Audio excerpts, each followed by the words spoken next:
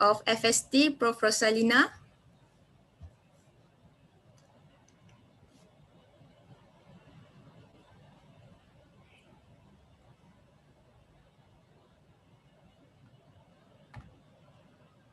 Okay, are we good?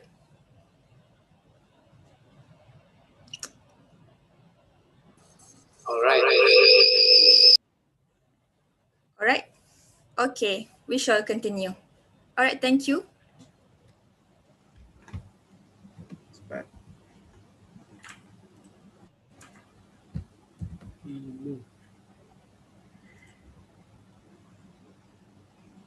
Ladies and gentlemen, before we held this webinar, we did a survey to know how many people are using cashless payment in this era. These are the results of the survey. The first survey slide. As you can see, there are 295 respondents, which is 283 respondents are from Generation Z, while 12 of them are from other generation. The next slide. Majority of the respondents have already used e-wallet. The next slide. As you can see on the screen, Touch and Go e-wallet is the most famous e-wallet application used by the respondents. From the survey, most of the respondents use e-wallet for food and beverages, but they also use the e-wallet application for top-up prepaid and money transfer. The next slide. The main reason respondents use e-wallet transaction is because it is easier to make payment and there are cashback and promotion offered by certain companies. I guess that is the end of the survey result. Now, let us proceed with the first slot. Our first panelist is a CEO from Swiss Link Communication Sendian Berhad. He has skilled working in telecommunication industry and the one with experience in developing a one-stop e-commerce platform called Kelantan Pay to deal with the state government through mobile apps and portal. Now, I cordially invite Mr. Yusri Taibin to start our first slide entitled Introduction to Fintech, Migrating from Cash to Cashless. We will have this slide with Mr. Yusri Taibin for 45 minutes until 9:35 a.m. With all due respect, please welcome.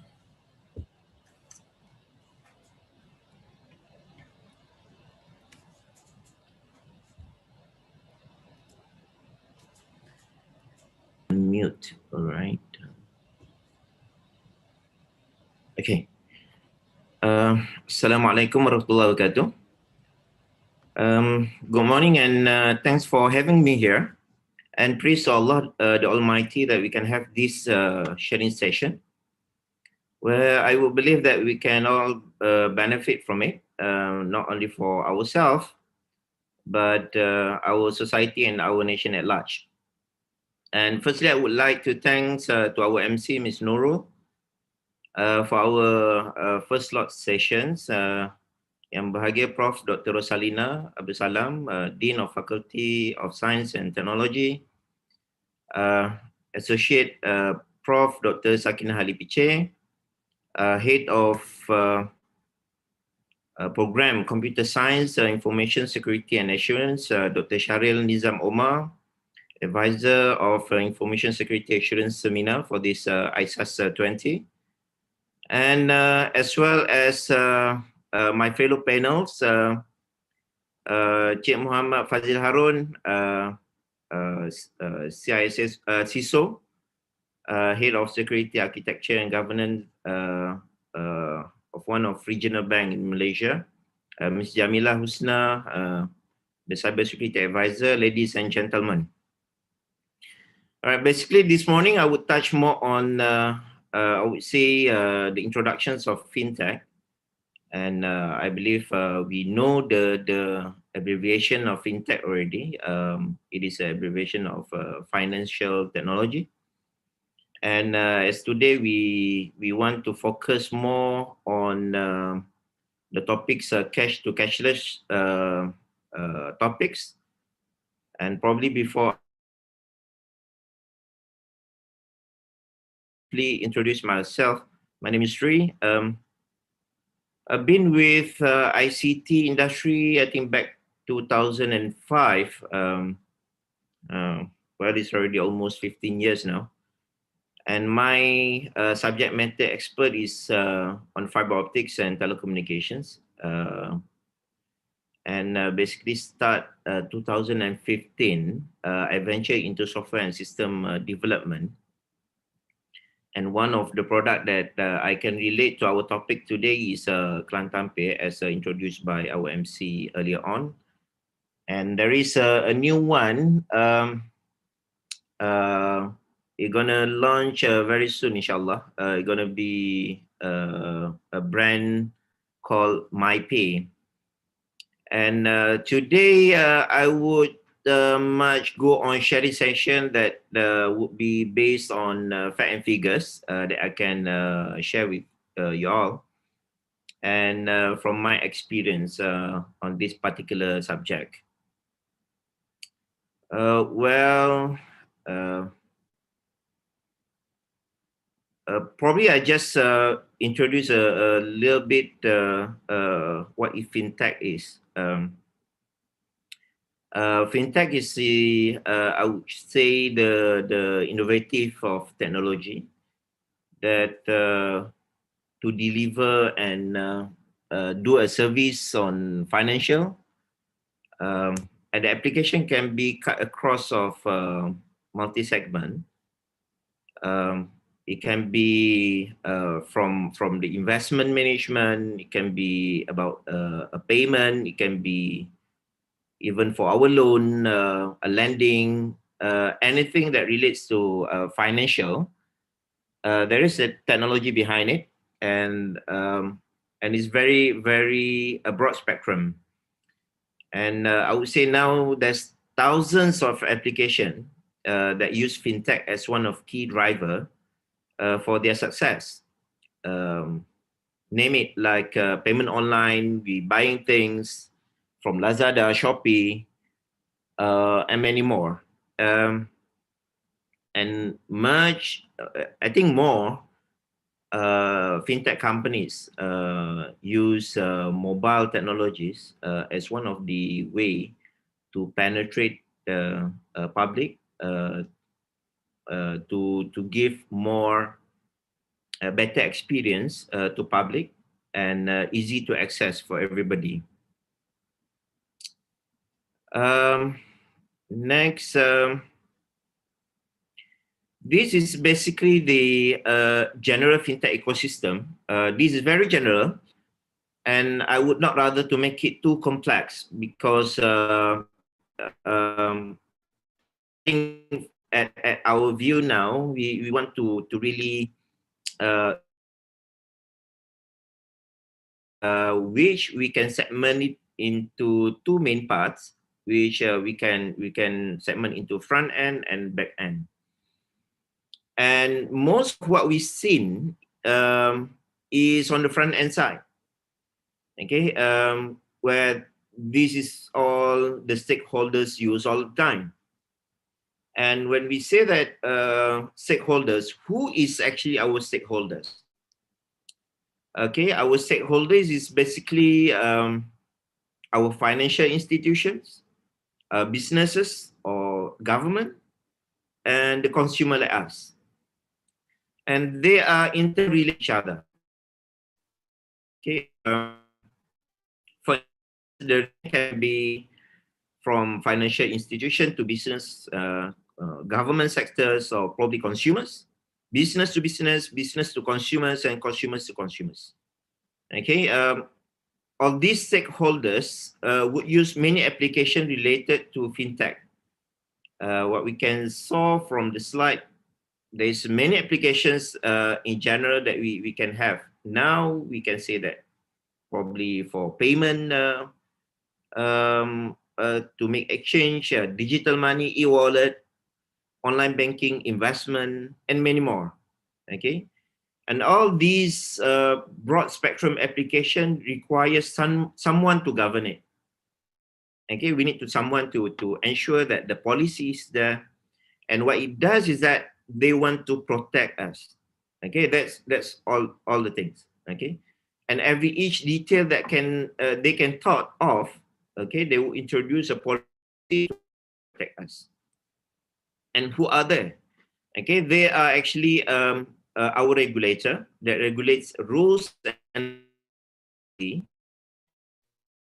for each from the day we open our account, we put our money into our account either by cash, probably by our company that pay our salary through online transfer.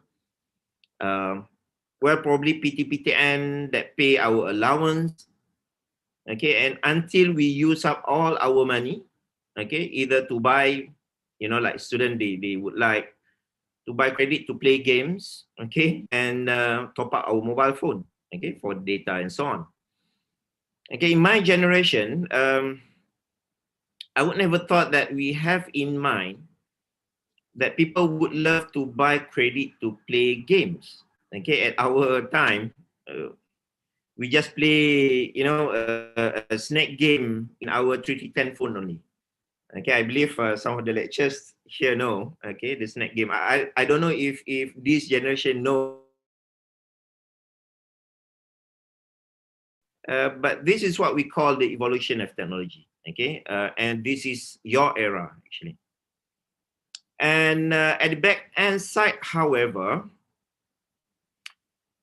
it is much more complex actually. It's not as easy as what we say it is a back end. Okay, it's not as simple as what the word is. Okay, it involves policy where we need to ensure the security policy is there. Okay, the compliance to government, security, PDPA, and many more. Okay, and the technology, however, is the heart of the system. Um, and now we know that the technology evolved pretty fast. Okay, and those technology is actually to benefit us. Okay, and we have a lot of benefit from it.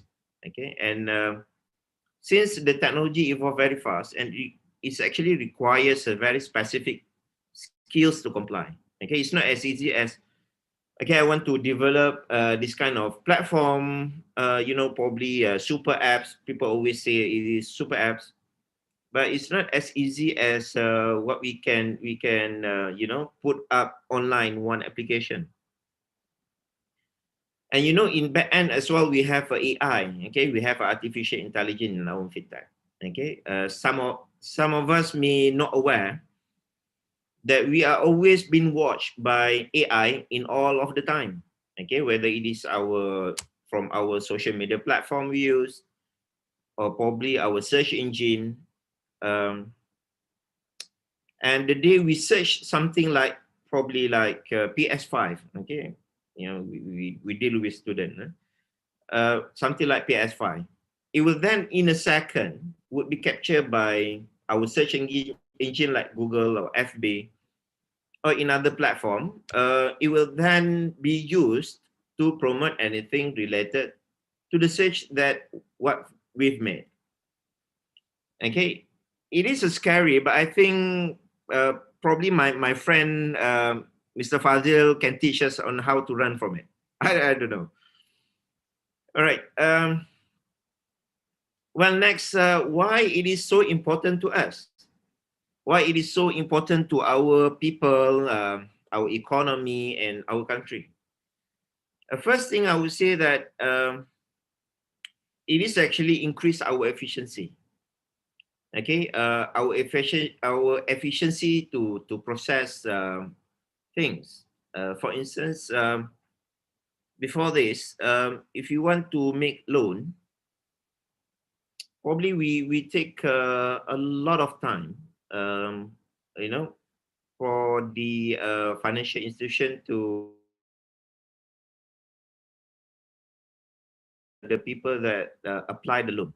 Okay, because for them to give and allow them to give money to someone that want to lend the money, they need to see the profile of the person first. It's not as easy. Okay, you need to give all the related documents here and there.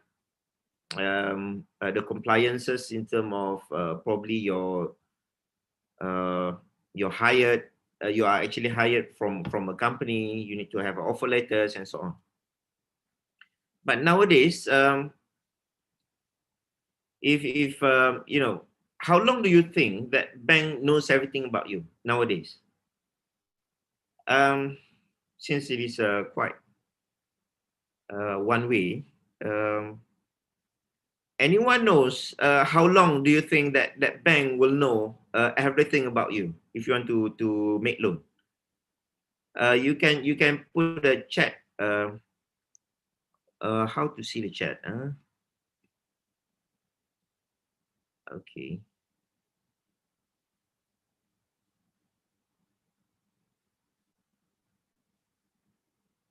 chat. Okay, 1 week. Okay, 1 week. Is it?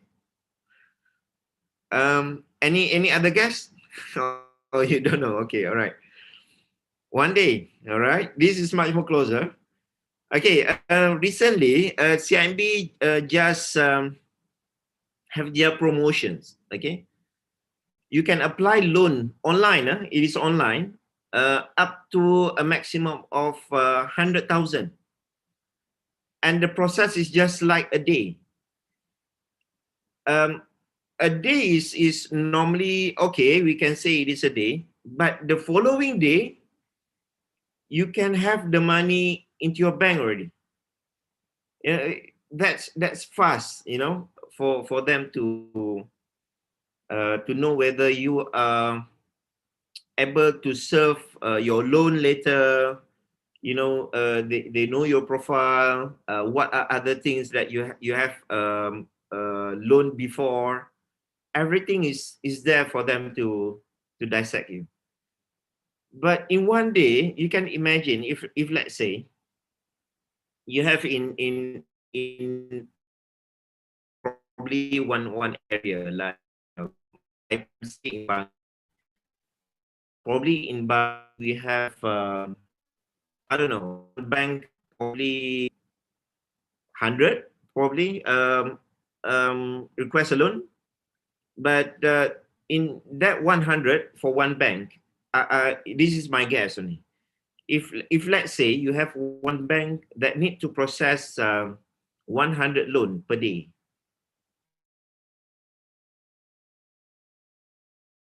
many branches. So if you multiply all, there will be 1,000 of loan application for a bank. So how possible with the capacity of the manpower that bank has now, they can process that fast, okay, within a day. So that's where it involves AI there. Okay, we have artificial intelligence. Okay, the process that at the back end of the bank itself, they can know each of the details that you have, okay, in your profile. They know whether you can serve that loan or not. Okay, that is one thing. Time to process means that it is increase our efficiency. So it is really important. Next, I would say the digital process flow versus human bureaucracy is one thing. Okay, this is the part that we can increase the efficiency. So rather than before, we totally rely to human, to person, to verify whether you fit enough to get the whatever that you applied or not. Okay, if let's say you want to apply loan for to buy a car, probably. Okay, they need to process it.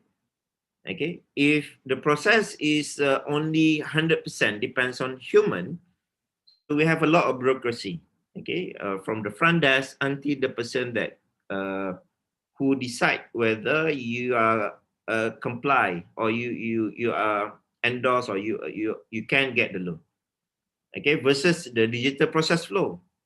So now the process is there already. I mean, the digital is now here. And even if you want to apply loan to to do the hire purchase, to buy cars, is it will not take longer. And third part, the second part is a digital process flow. The third part is it can improve your financial planning. Okay, this is how it does. Okay, it is really important. So you have everything in your desktop nowadays. Okay. Um. So what others? Why it is so important to us? I think the other point is that the accuracy. Okay. It is much more accuracy now. Okay, and how it can tackle any fraud. Okay. It's so accurate, in such accurate that every each detail uh,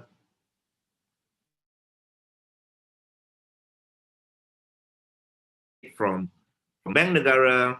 Okay, whether you are paying your loan before this or not. If you have a loan with probably PTPTN letter, okay, they know whether you are pay that PTPTN or not, and even they know how long you are not entertain your loan. Okay, if let's say you should pay your loan promptly every each month, but even if you have a delay, they know that you are not really really good paymaster. Okay, to serve your loan.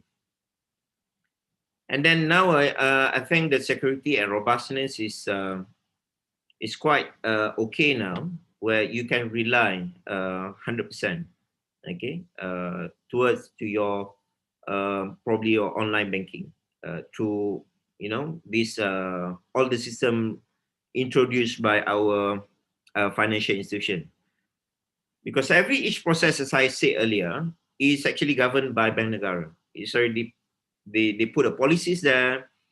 Okay, they put every each detail of policy to protect us. All right. Um, so we want to look.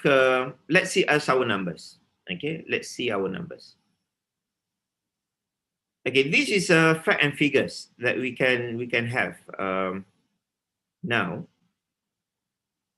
Um, from our numbers here, we can see the trend. This is the statistic that I extract from Bank Negara. It is open for publication. The graph I made myself, and if you saw, or you can download it from Bank Negara statistic. This is a comparison that I made. The transaction made by value. This is by value.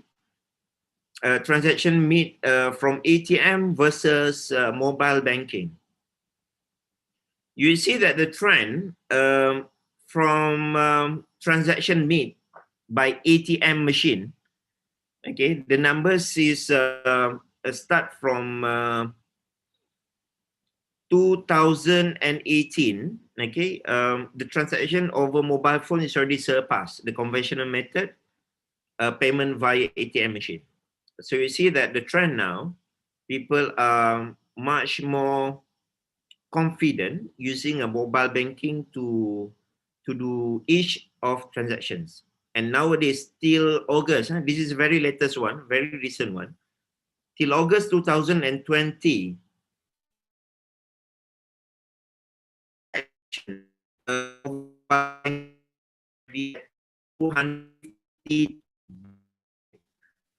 it's billion ringgit, 253 billion ringgit.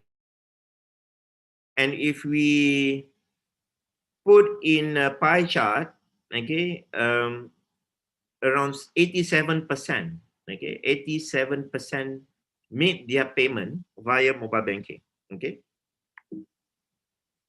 All right, this is a comparison on e-payment versus ATM using a cash withdrawal.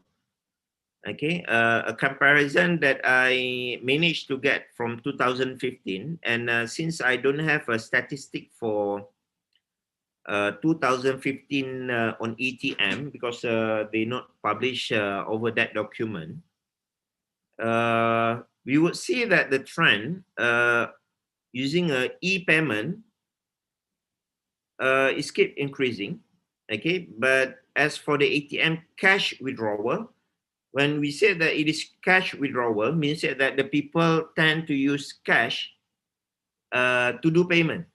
I mean, to buy things, to buy groceries, to pay their coffee, to pay their foods. Okay, this is where the money comes. Okay, most of the time. Okay, using ATM. Okay, we will see that e-payment, a payment probably via any means, buy things over your Lazadas or over your Shopees. Okay, they tend to like to use e-payment rather than ATM. E-payment can be e-wallet, FPX transfer, credit card or debit cards, and many more. Yeah, this is what we call as a e-payment method. All right. What would be the risk? Okay, what would be the risk? There is, I think, more than the list that I listed here. Okay, but this is the most highest one. The first is the risk on the policies and regulatory. Probably some of you might heard. We have a Bitcoin much more earlier. Okay, the Bitcoin is already introduced, I think, before it come to Malaysia. Okay, but since Bitcoin is quite new in Malaysia, and the policy is not really there for us to use it. Okay, so that's why we are not really protected if we use a Bitcoin in our transaction, especially in Malaysia. But not in Indonesia. If you go to Indonesia, you can buy things using a Bitcoin. Okay, you can buy things using a Bitcoin. The policies and regulatory is really important. Okay, if the since it was involved much on technology, and it is very rapidly developed or evolved. Okay, regulatory normally need to keep in pace with okay. One vision that I in Johor Bahru, that would be first in Malaysia. We introduce you can pay your parking tickets with SMS. Okay, you can pay your parking tickets using SMS. But at that time, I think 2016, you can go, you can search over Majlis Baraya Iskandar Puteri. They call the system as SMS Parking. Okay, SMS Parking, where people at large in that area can pay their open parking using SMS. They just put a string there. Okay, SMS their plate numbers, how many hours that they want to park, and then send it to our telco. Telco will deduct your credit using SMS. Okay.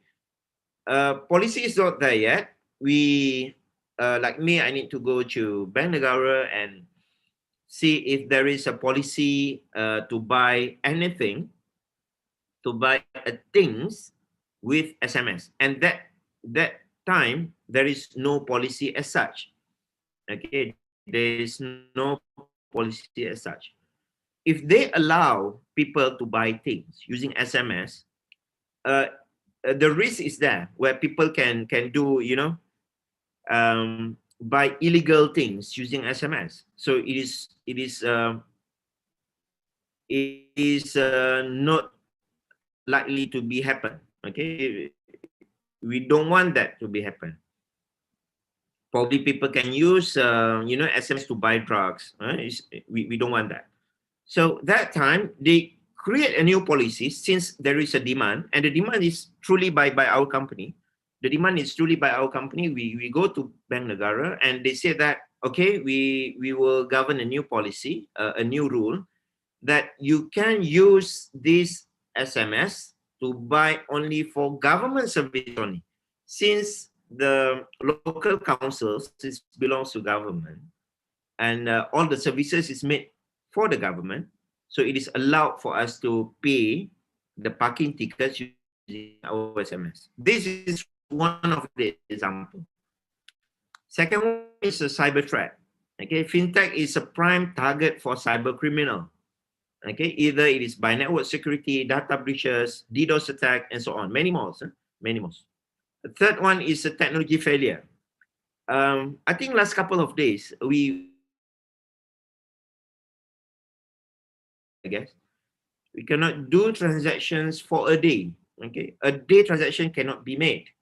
Okay, a day transaction cannot be made just because of they need to do something on their back end.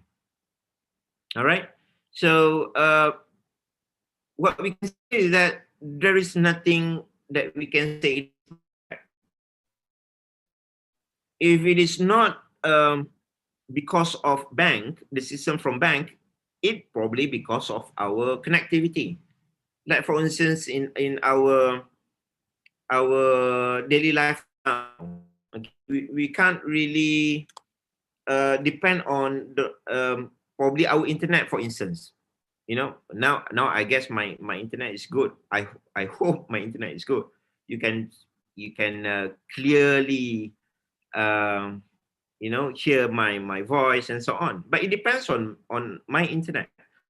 If my internet is not good, then you probably not hear my voice that nice, probably. All right.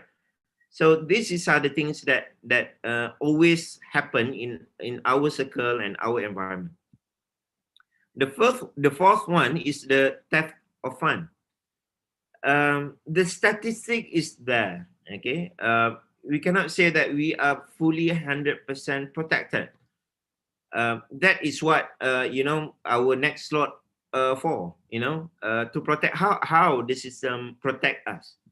Okay, what would be the policy involved that reduce the risk of the theft fund. Okay, probably it can be controlled by, you know, tighten our security in banks and so on. And the fifth one is the expert liabilities. Okay, since each of the thing introduced, um, each of the thing will have their own experts. Okay, and these experts normally really focus and really specific to their areas. For instance, if these experts is towards to network is always evolving. The format and the you know, the protocol is always evolving. So this is one of the part that can, you know, one of the way that people can, you know, penetrate our system and do fraud things. Okay, not only that, firewall. Okay, there is many layers involved. Okay? There's many layers.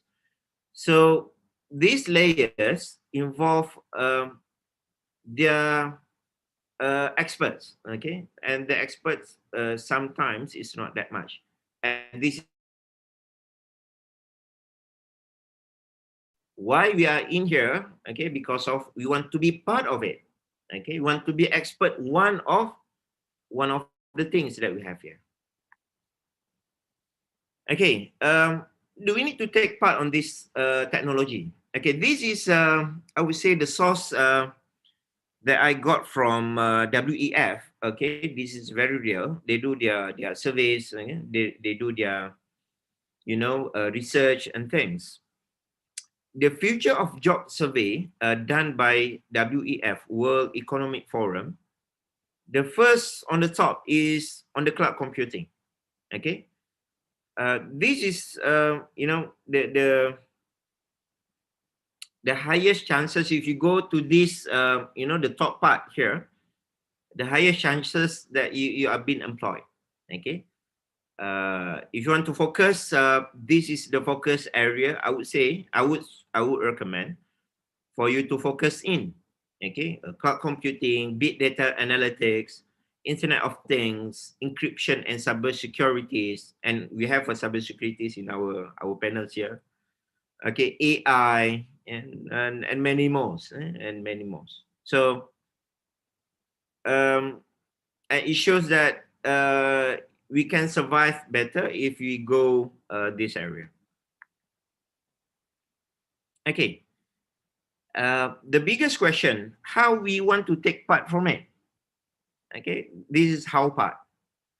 Okay, the how part is basically whether we like it or we not like it, we need to embark ourselves to the latest technology that we have in place. If I may ask, how many of us use e-wallet in our daily life? Install is one thing, but use at least in 1 week you have at least a transaction. Can I know? Can someone uh, uh, put a comment over a chat? Anyone just probably say hi or I in a chat almost every day. Oh, a lot, huh? Jarang guna. Oh, every day. Okay, almost every day. Yeah, I'm use that a lot as well. Okay, I have my e-wallet, and my e-wallet I have Boost. I have Boost. My transaction per month normally lies around nearly to 1,000 per using what else? I'm using a Touch and Go e-wallet. Touch and Go e-wallet, I normally use it for my RFID tag. Okay, RFID tag I use but at this time is quite not that heavy. But I always use normally I put around 200 per month for my Touch and Go wallet, because I use it a lot. I use it a lot. What else? I use a Settle. Okay, Settle to pay my Petronas bills. Okay. Okay. What else? That's normally a common e-wallet that I use. Okay. So we need to embrace ourselves. Why? Because we don't want left behind. Okay, we don't want be seen as the one at the back. Okay. Um, the second one, uh, on how we want to take part from it. We know we need to use our KSA. What is KSA? KSA is knowledge, skills, and ability. Okay, we from the ground that we have now, if let's say you are a student, you need to know, you need to aim something. Okay, when you aim something, then you focus on that one, and you will be expert on that one. Not only you need to know yourself whether you are really have 100% knowledge on it or not, whether you have a skill to do it or not. And the third one is the ability to do it. Okay, if you have these three things, then each single thing that you experience, like in your e-wallet, you know what is the small gap that you have there for you to improve. Okay, as I said earlier, there is no system that perfect that can fit everything. No.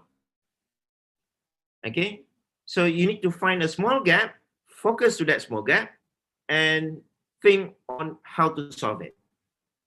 Okay, and at most of the time, question ourselves on how we can contribute to be part of the community. We always need to have that in our mind. Whether you want to be a programmer, we want to be a scientist, we want to be innovator, okay, and be focused on what you aim for. Okay, this is are the things that I think we don't have much time now. This is a job survey, a future of job survey. Okay, if you want to focus things, I hope I can recommend this. I hope I recommend this. This is other area that you want to focus. Okay, the high demand things. Okay, fintech engineers is run at number 17. Okay, you know, these are the things that you can look for and you can focus for. All right, what would be the strategy to move into cashless society? Okay, we have 4 steps. I would say in brief. First is on the education part. Big things would happen when people understand the beauty. Okay, the big things is always first step, the education. You need to educate people that they are safe to use this kind of technology. We need to do a step-by-step transition. Do not make it in drastic way. For instance, if you want to like banks, for instance, for them to shift from pay over counter versus cash deposit machine, they take some time for them to educate people. Okay, first they reduce the numbers of counter. Okay, from that forward, they ask people to use a cash deposit machine. Okay, to deposit their money. And at the end of the day, what they do, they reduce the numbers of banks. They shut down some of the branch that not perform properly, and they start to put their cash deposit machine into a common place like our petrol stations. That is how the transition has been made. The third one is the participation. Okay, we need to ensure that all the stakeholders participate. Okay, include our all sectors. Okay, not only the financial institution, government, even in university. Okay, we need to participate in it. Complexity, we need to ensure less complex if you want to focus on front end. Okay, if you want to use, if you want to ensure that people use your system, you need to ensure that as much as simple step they need to take without jeopardizing their security, you need to go for that junction. Okay, less complex, it's gonna be better for us. All right, I think that's all. I hope this slot can give you some be much more fun for you to know on securities and other things. On that forward, I pass back to our MC, and we go for Q&A session if there is. For Q&A, I think you need to post into our Q&A box because I get a lot of chat here. I'm not sure I can browse one by one. All right, we go to Q&A. Okay, can we cash out money in our e-wallet? Well, that depends on some of the e-wallet providers. But in terms of policy, I'm not aware if there is a direct policy that saying it is a compulsory for e-wallet provider to have that features. Okay, have that features. But some I know, yes, there is like Boost. You can retransfer back into your account. But some I guess like Settle is part of your wallet. You can't really get the money back unless I guess there is a way for you to get the money back by shutting down the account. Yeah, I think that one's one of the way.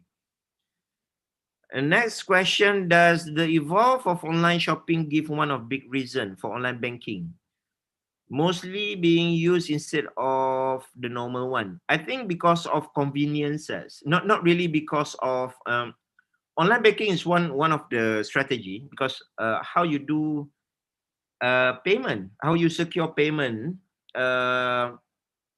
from the sellers until the buyers. Okay, you need to protect the money, right?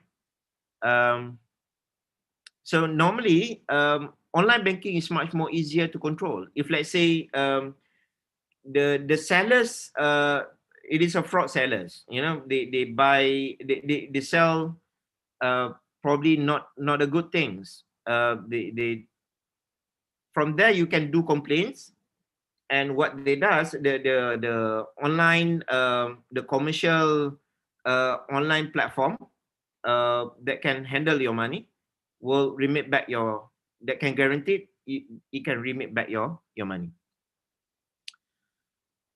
um Next, Assalamualaikum. Waalaikumsalam. Is crowdfund very important to us?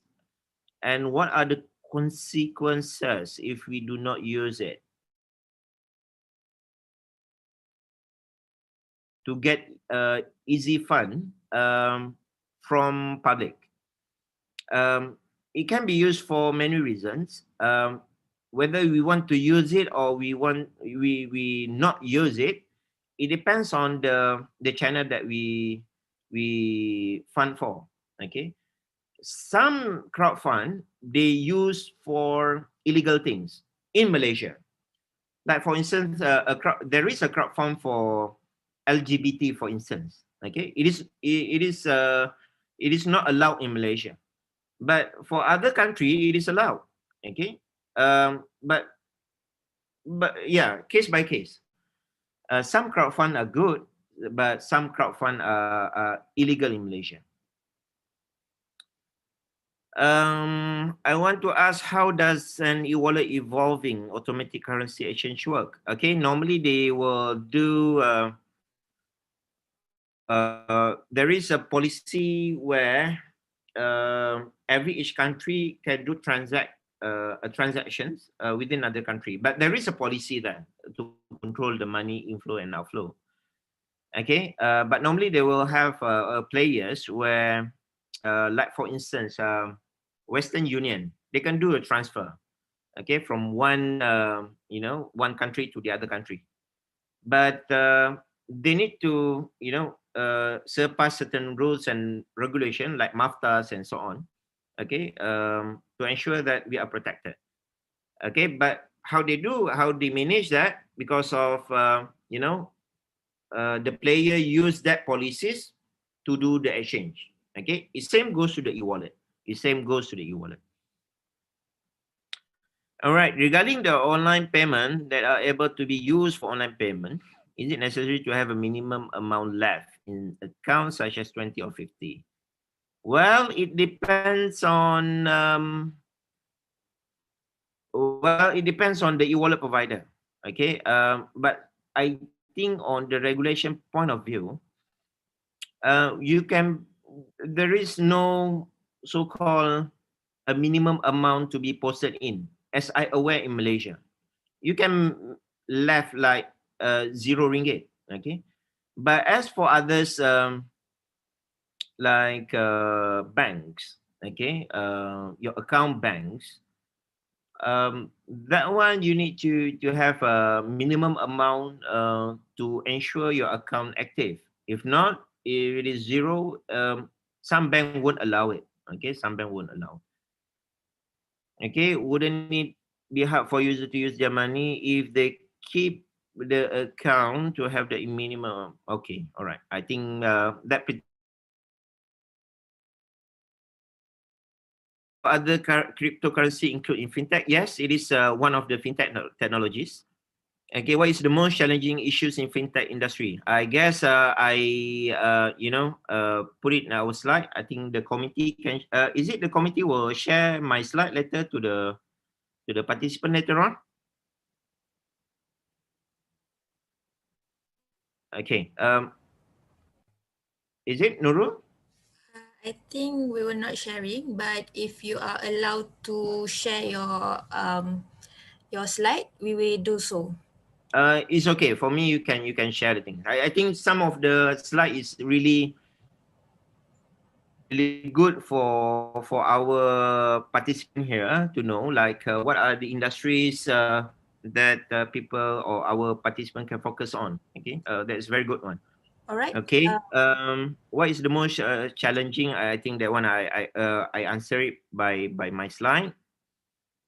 Okay, no Shakira. Waalaikumsalam.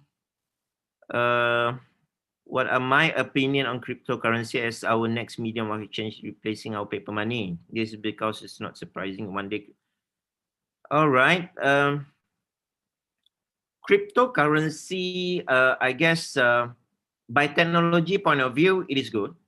But probably my other fellow panels can give a comment on that one as well. Okay, because it involves pretty much on security, really pretty much on security. Um, the security, what I heard, it is now quite robust in Bitcoin.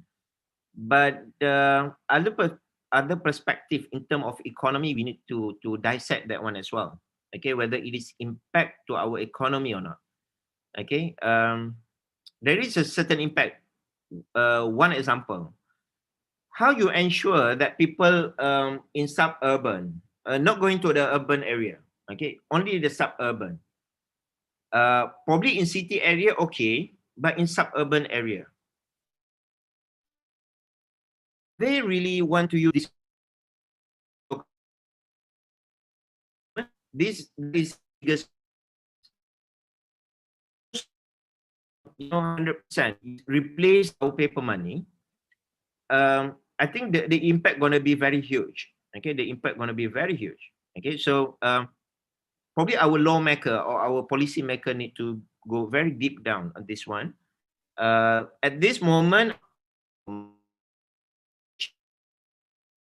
100% our paper money, and our e-wallet is one of the way to do transaction. It's one of the way, you know, to reduce. Right, next is fintech safe. Yes. Are there any way to detect and prevent fraud in fintech? I think it will be covered on our next slot. Okay, much more on the security part. So it's fintech is only focused on digital payment. One of the things, one of digital payment, but it's one of channel that part of the fintech. All right. Um, Next, I don't know if it is related to the topics or not. I have one. The apps that helps users to gain profit by by answering survey or read. Okay. All right. Well, I think we need to see um,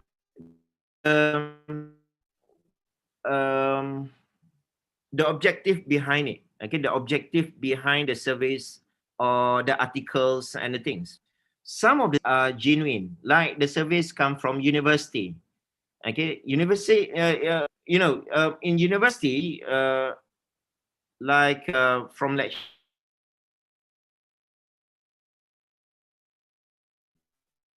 give some token on it. Okay, they have some budget or some, some fund to give a token. That token normally just to give some, to give a motivation for people to answer it. So it depends on again, it depends on the survey. I would not rather say that you can reject 100%, but you need to dissect every each one of the survey or things that you have. What does a typical fintech company looks like? Okay. Well, a company that involved in finance, then there is many company that doing that. Like for instance, my company, we take part on it. There is, I guess, thousands of company doing a fintech now. You don't see it as you cannot see it as only banks. Not only see it as a financial institution. you can see sector as well. They have a a area that they look much on the account or things. Okay, that also part of finance technology. Okay, of course, the company that their development also involved in fintech. Is there any policy we can refer about this cashless usage from provider? Yes, of course, you can go to Bank Negara, bnm.gov.my. You can always keep in pace the policy that we have there. Okay, apa inisiatif government untuk mencapai masa depan yang kedai nasi lemak, kedai Aceh pun pakai e-wallet? That well depends on because this is so-called apa tu volunteer. It's not you cannot force, because you cannot force somebody to use e-wallet. Okay, it depends on the person itself. As long as the person get the beauty from it, okay, they will use it. Okay, like I guess now a lot of food truck use e-wallet to accept the money. All right. Some old Malaysian consider that cashless is very difficult for them, while nowadays most of business need cashless rather than cash payment. How do we manage this situation? Well, it backs to the education. One of the good initiative from government, I guess, these recent years, they what they call a bantuan or free money to public via e-wallet. Okay, either depends on numbers, whether it is 30 or 50. Okay, that's not important, but they encourage people to, if you want to get the money, you need to install the e-wallet. This is one of the way, okay, for them um, to manage the situation. I think. What's your opinion on digital banking? Is it suitable implement in Malaysia? Of course, yes, it is. What should customer do if suddenly their money is gone from their e-wallet? Okay, our money gone. First, you need to, of course, do lodge a complaint or do lodge a report to police stations to do the investigation. And second, you need to go to your banks, of course. But if it is e-wallet, then you can always lodge a complaint to your e-wallet providers. Okay, they have policy that they can refund if it is uh, it is probably, I don't know, gone in your e-wallet somehow. I don't know. Okay, but there is a way. There is a policy for them to protect you. Is there any bad effect to old generation regarding to our development in fintech? Yeah. For us to encourage them or for us to make them on board is pretty much difficult now, because they hardly understand on how they can use their money to buy things, for instance, or to do transaction. So that's why, as I said, this is very volunteer. But the one that we need to do now is what would be the plan for us to start encourage our people to use the e-wallet. Do I pay tax on my money in wallet? No, there is no tax in your e-wallet. It's just what we call as payment fee. Okay, the fee is actually before you transfer your money from your bank account to your e-wallet. There is MDR, they call it, merchant discounted rate, where those merchant discounted rate are Okay, if let's say you transfer 50 ringgit from your bank account to your e-wallet, it's gonna be 50 ringgit in your e-wallet. Okay, but when you do transactions, for instance, you want to buy things or you want to pay bills. If you pay bills 100 ringgit, you will still pay 100 and it will deduct your e-wallet 100. But the tax there or the fees there is borne by the providers. It will not borne by you. Okay. What is your opinion on digital banking? I would go on positive on it, and I would say that we need all appreciate and go for it. What are the greatest challenge facing regulators and how might they respond? Well, all the regulators normally always keep in pace on this one, and normally they will, if one of the example as earlier on, I have an issue where does SMS can do transactions. So what I do, I go to banks, I go to the Bank Negara, and they will see on the policy matters. Since I never knew that, or I don't know if there is a policy that probably there, okay, for me to see. But for them, they know everything. They will know. Okay, they will know. Normally, the challenge is whether they know the technology is there or not. Okay. All right. I think we have more than 10 questions. Can I proceed or I just I answer it by type because I guess other panels also waiting for my slot. Yeah. Nurul? I think we shall end the Q&A session, but you can still type your answer in the Q&A section if you like to do so. All right. Sure. Okay. I'll do that. Thank you to Mr. Yusri Taibin All for right. Thank you very much. Yeah, thank you. You're welcome. So we should continue. Well, I guess that's marked the end of our first slot. I hope you guys still with us because we will continue our webinar with lucky draw session. All right.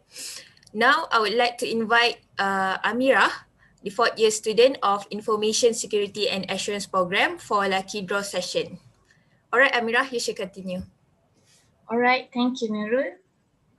So, Assalamualaikum and hello everyone. I'm Nur Amirah binti Haya. I hope everyone still have much energy for our next agenda. We will be having a lucky draw session. So there will be 6 lucky winners that will be chosen from this lucky wheel. I hope everyone is ready. So the first lucky winner is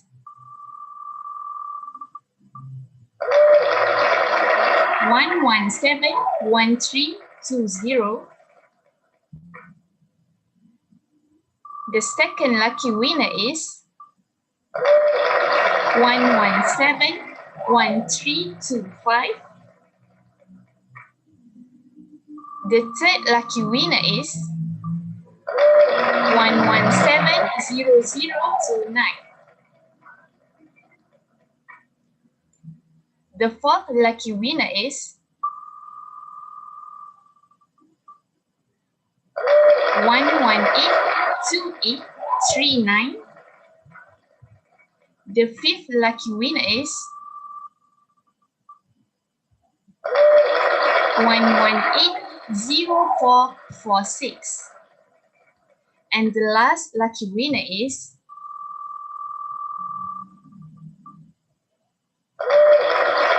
1180474. Congratulations to all lucky winners. To those who are not chosen for this lot, don't worry, we have 2 more lucky draw sessions after this, so stay tuned. Also, don't forget to join our Pantun contest on Twitter and caption it on Instagram. Thank you. I'll pass back the session to the MC.